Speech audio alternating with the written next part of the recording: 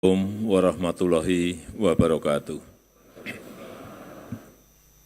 Selamat siang, salam sejahtera bagi kita semuanya. Om Swastiastu, Namo Buddhaya, salam kebajikan.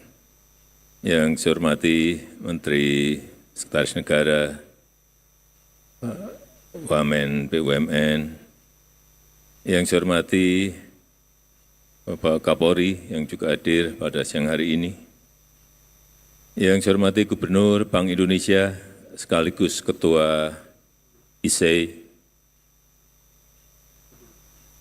yang saya hormati Gubernur Jawa Tengah, Wali Kota Solo, Bapak Ibu sekalian, seluruh keluarga besar ISEI yang saya hormati.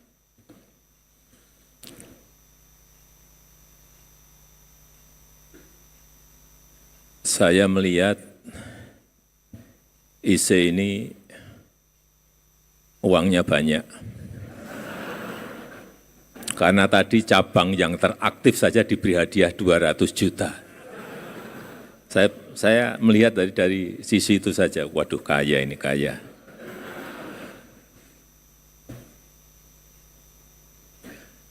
Bapak Ibu sekalian yang saya hormati,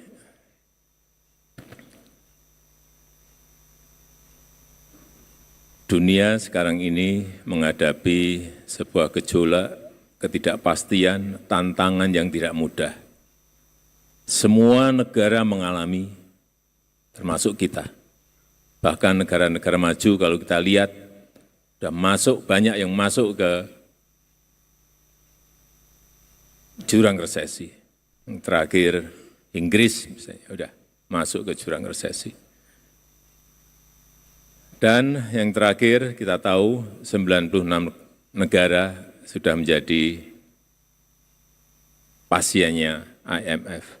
Ini juga sebuah angka yang kalau menurut saya sangat mengerikan. Oleh sebab itu, kita harus fokus dalam bekerja mengelola ekonomi kita. Kalau Bapak Ibu bertanya pada saya, fokus ke mana? Kalau saya, sekarang maupun ke depan kita harus fokus kepada pasar kerja.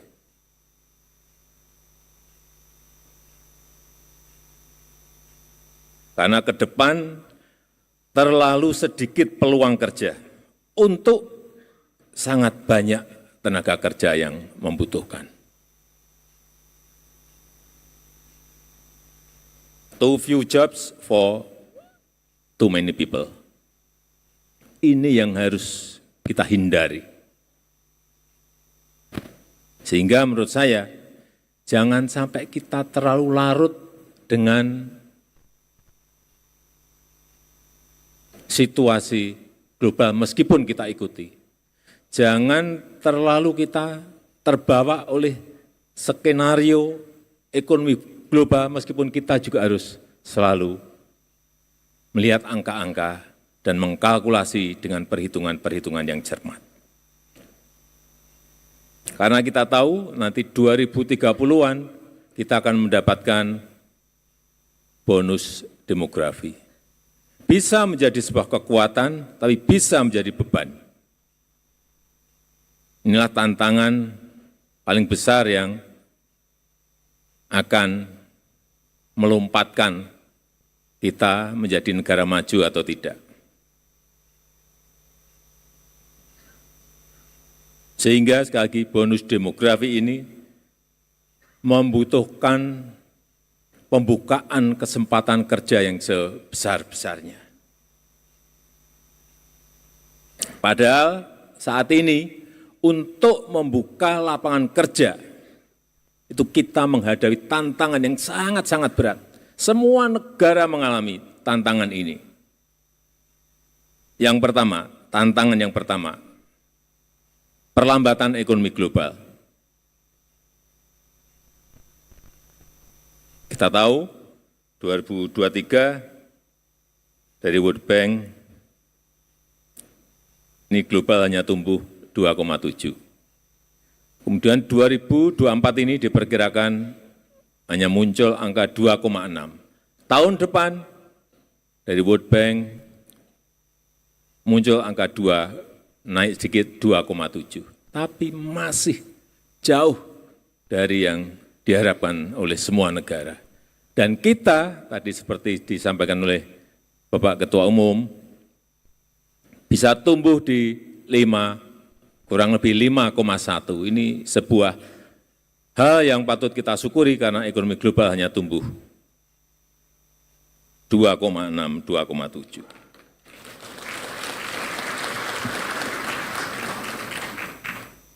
Dan kalau kita lihat juga bank sentral hampir semua negara memperketat kebijakan moneternya karena mengerem agar inflasi tidak semakin naik. Artinya apa kalau moneter direm? Artinya industri pasti akan turun produksinya. Otomatis perdagangan global juga akan turun kapasitasnya. Jadi yang pertama, perlambatan ekonomi global. Tantangan kita di situ. Yang kedua, peningkatan otomasi di berbagai sektor kerja. Semua sekarang ini mulai masuk ke sana semuanya, ke otomasi semuanya. Awal kita hanya otomasi mekanik, kemudian sekarang muncul AI, muncul analis,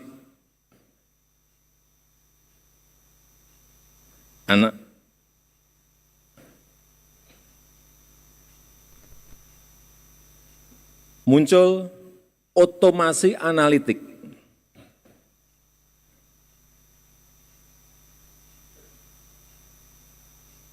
Setiap hari muncul hal yang baru. Dan kalau kita baca 2025, pekerjaan yang akan hilang itu ada 85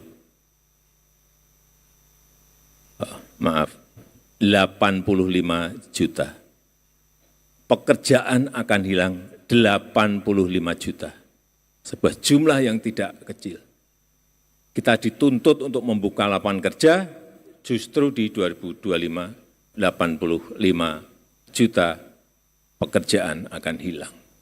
Karena tadi adanya peningkatan otomasi di berbagai sektor.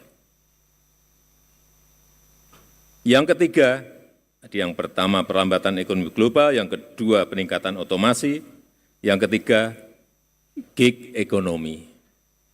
Hati-hati dengan ini, ekonomi serabutan, ekonomi paruh waktu. Kalau tidak dikelola dengan baik, ini akan menjadi tren. Perusahaan lebih memilih pekerja independen. Perusahaan lebih memilih pekerja yang freelancer. Perusahaan lebih memilih kontrak jangka-jangka pendek untuk mengurangi risiko ketidakpastian global yang sedang terjadi. Ini trennya kita lihat menuju ke sana. Dan yang bekerja itu bisa bekerja di sini, bisa bekerja di negara lain.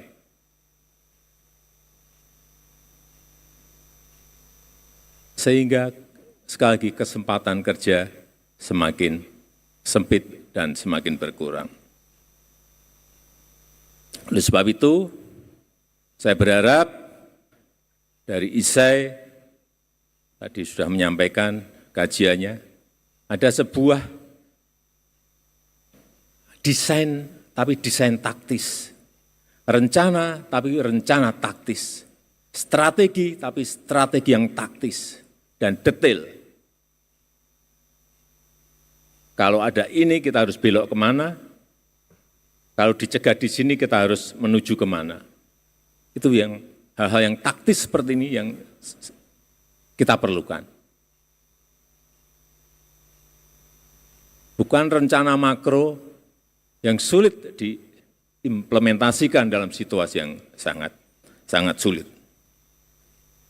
Dan menurut saya, tadi sudah disampaikan oleh Pak Gubernur BI, hilirisasi menjadi kunci. Coba kita lihat satu, urusan nikel. Urusan nikel yang sering saya ceritakan, karena ini memang sebuah keberhasilan kita meningkatkan nilai tambah nikel. Dari bahan mentah, nikel ore, masuk ke NPI, nikel pig iron, masuk lagi ke nikel matte, kemudian masuk ke stainless steel. Dan masuk ke turunan-turunan baik garpu, sendok, jarum suntik, dan ratusan turunan lainnya yang ini masih dalam proses semuanya, tetapi paling tidak sekarang kita sudah sampai ke stainless steel.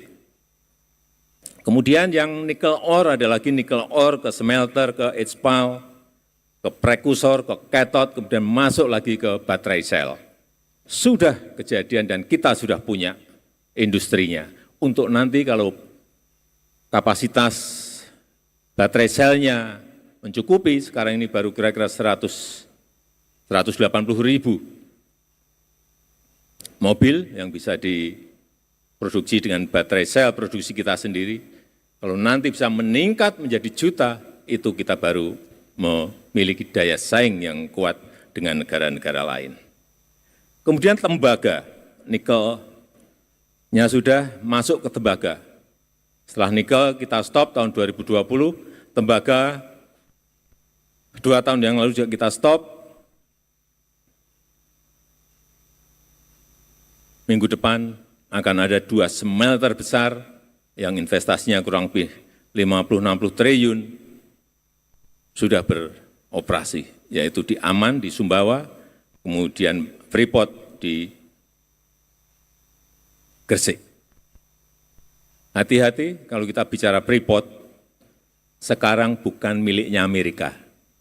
Karena orang masih, wah Freeport, itu sudah milik Indonesia, itu sudah dimiliki oleh MinID. 51%, dulu kita hanya punya 9%. Dan sekarang sudah kita miliki 51% dan sebentar lagi akan menjadi 61%. Pokoknya kita terus ambil.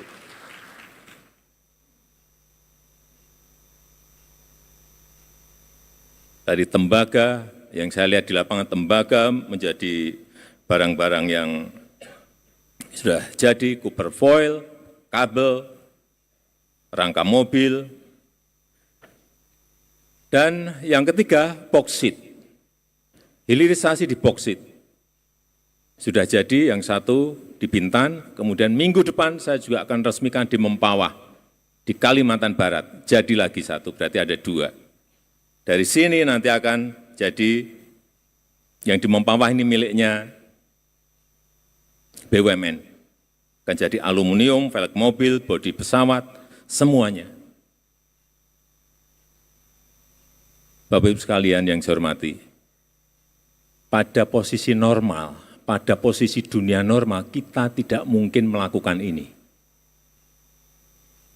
Pasti akan dicegat oleh negara-negara maju.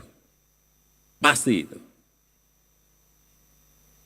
Bahkan waktu akan mengambil Freeport saja, banyak yang membisiki kepada saya, Pak, hati-hati, Papua bisa lepas. Pak, hati-hati, Bapak bisa digulingkan. Pak, hati-hati. Jadi hilirisasi ini bukan barang yang gampang. Karena Freeport sendiri sudah 55 tahun beroperasi, nggak pernah mau membangun yang namanya smelter. Karena yang di sana itu bukan hanya tembaga. Ada barang yang lain yang harganya lebih tinggi, yaitu emas. Nah, nanti kita punya smelter sendiri di Gresik, tahu kita berapa ton emas setiap tahun yang hilang dari tanah air Indonesia selama 50-an tahun. Perkiraan saya per tahun mungkin 40 sampai 50 ton. Baru perkiraan. nebak-nebak. Tapi nanti kalau sudah berproduksi baru kita tahu betul, oh ternyata ada emasnya sekian ton per tahun. Jadi kalau tadi bisikan ke saya ya tadi, ya karena barang yang tadi saya sampaikan. Tetapi Bapak Ibu sekalian yang saya hormati, tolong ini betul-betul ISEE bisa mendesain rencana dan strateginya. Yang saya ingin adalah hilirisasi yang padat karya, yaitu rumput laut, seaweed, yang belum disentuh secara manajemen yang baik. Karena dari sinilah nanti bisa turunannya baik ke pupuk organik, baik ke agar, baik untuk kosmetik, baik untuk tepung, dan juga untuk minyak pesawat terbang sekarang ini bisa dari rumput laut. Kita tahu Indonesia memiliki pesisir yang paling panjang nomor 2 di dunia, 81.000 kilometer. Ini sebuah potensi besar, tapi memang harus didesain, harus direncanakan, harus dibuat strategi yang benar sehingga nanti hasilnya bisa ketemu. Pangan yang lainnya, menurut saya yang juga harus dihilirisasikan adalah kopi. Kopi ini, saya cek, kita punya berapa hektar sih kopi? 1,2 juta hektar. Saya cek di lapangan, berapa sih produksi per hektar kita? Hanya kurang lebih 2 ton per hektar, atau 2 lebih sedikit, 2,3, 2,5 per hektar. Padahal Vietnam 1 hektar bisa memproduksi 8 sampai menghasilkan 8 sampai 9 ton per hektar. Jauh sekali, masa kita kalah dengan Vietnam? Pada duluan kita. Permintaan semakin naik, harga semakin naik setiap tahun, tapi tidak pernah kita urus. R&D kita, riset kita lemah di sini. Dan juga kakao. Kakao kita memiliki 1,4 juta hektar. Industrinya ada, tapi bahan mentahnya kakaonya kurang, sehingga kita justru impor. Salah besar lagi. Dan yang lain-lainnya, masih banyak lada, nilam, yang ini turunannya akan memberikan nilai tambah yang sangat besar. Saya hanya ingin memberikan sebuah ilustrasi kembali ke nikel tadi. Nikel di tahun 2015, ekspor kita 3 billion US dollar dalam 1 tahun. Artinya 45 triliun rupiah. 45 triliun rupiah. Kemudian setelah kita stop, 2021 muncul angka dari 45 triliun muncul 340 triliun rupiah.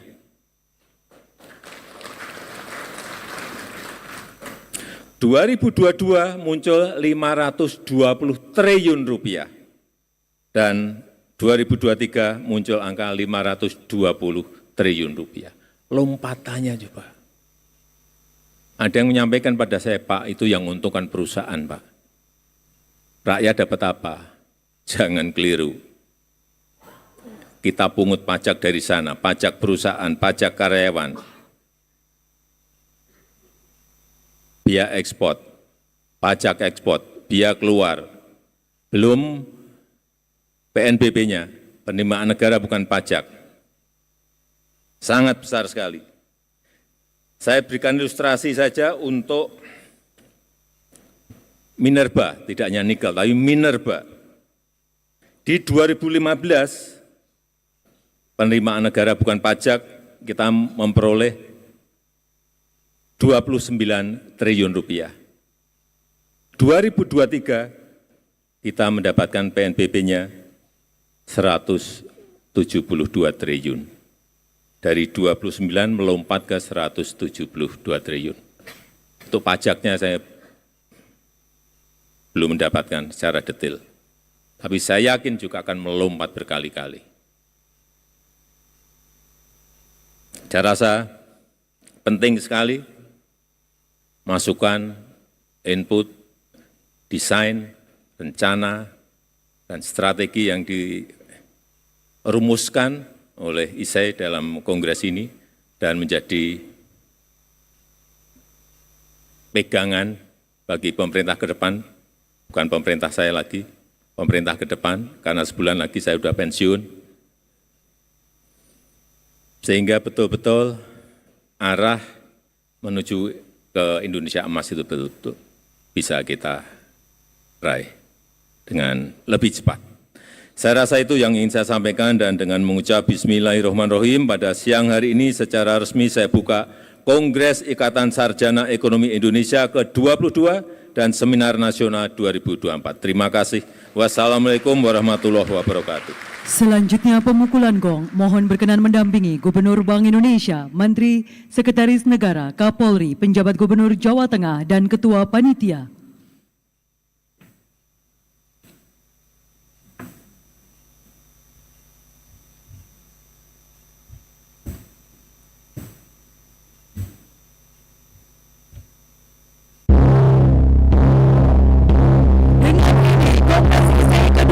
Dan Seminar Nasional 2024 telah resmi dibuka oleh Presiden Republik Indonesia.